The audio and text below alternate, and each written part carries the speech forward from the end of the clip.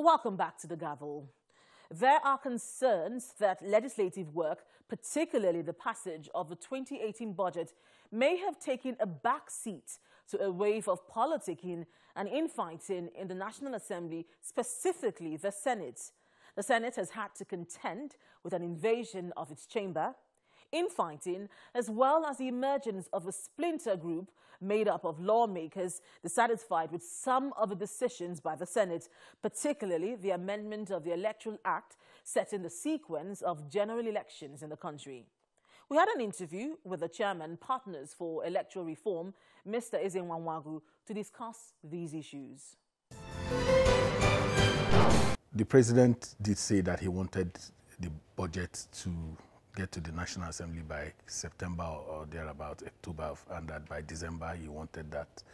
But again, you found out that ministries, departments, and agencies, their heads had to wait until the president again perfunctorily told them to ensure that they go to defend their budgets in the National Assembly. I thought that was not right. I thought that it should come naturally.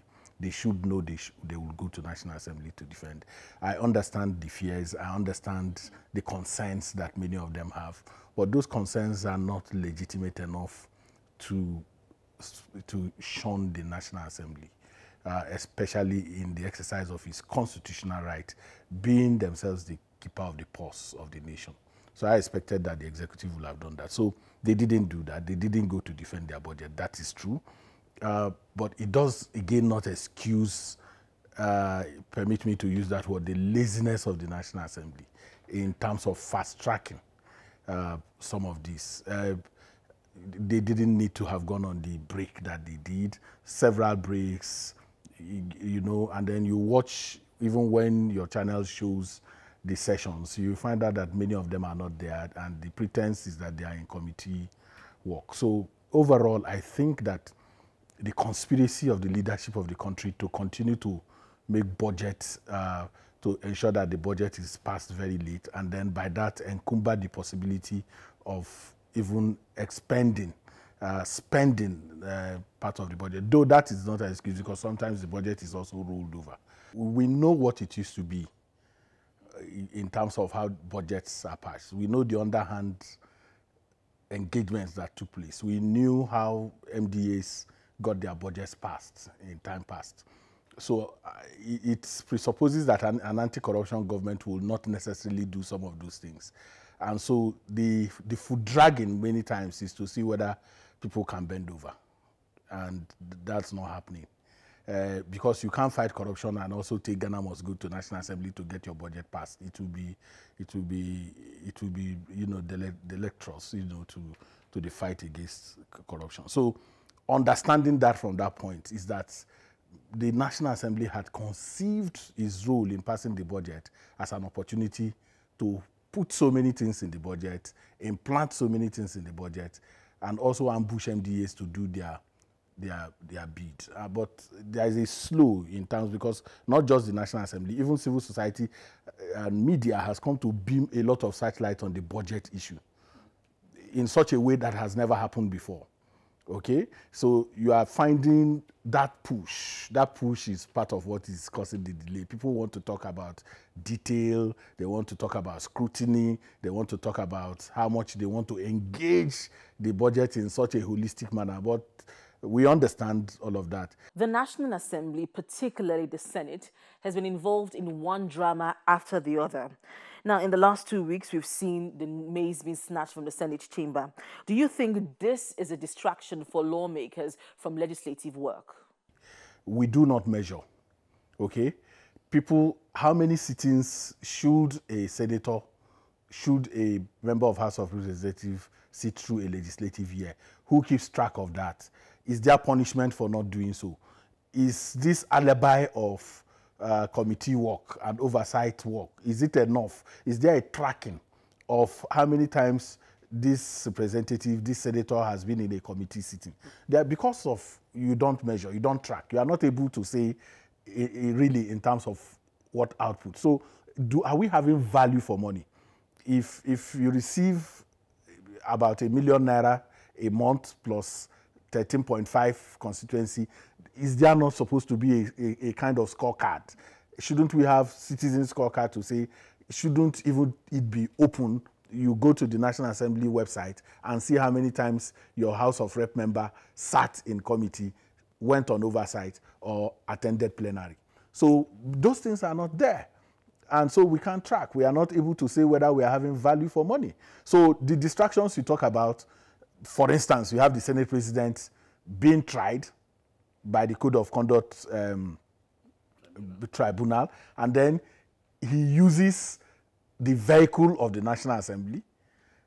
The whole of the National Assembly practically shuts down to escort him to be tried as a suspect. And we don't feel any there is not, but and anytime that case comes up, you watch that on television and we don't have any shame about it. Okay? Then this morning you suspend the House Ndume. If you don't suspend Ndume, you are suspending the other chap in, and all the drama that follows all of that.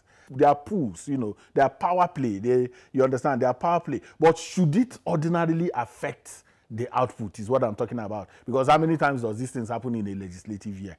For instance, you talked about the maize, the in-house infighting between the House, led to all of that. Okay? So that in-housing took place one day. Somebody went and left the maize under the bridge. You got it back. But does it account for the number of time you have to sit? There should be a minimum. And I'm saying that should be in the public space. If the Senate President is going to court, you follow him. Okay? If somebody is in the hospital, you leave legislative work, you follow. Because we don't track. Because there is no sanctions. You understand? Because whether you come or not, you are paid. That's the challenge. So the issue is not what they are doing. The issue is what are the institutional mechanisms to ensure that those things don't happen. Has the politics of the 8th Senate overshadowed legislative work? The work of a legislator is a very serious business. But because, first and foremost, you have a transition, and there's a big issue that we're not dealing with. The kind of transition where people finish as governors, where they are completely overlords, where questioning them annoys them, they stroll into the National Assembly and think they can carry on that attitude. So you have, for instance, in the Senate, you have majority of former governors, majority of former deputy governors seated in that place. They think we owe them something. They have a funny sense of entitlement.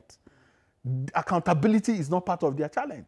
It's not part of what they think they owe us. You understand what I'm saying? So they have corrupted that environment with that arrogance, with that system that you can't even telling us what you are doing is an overkill.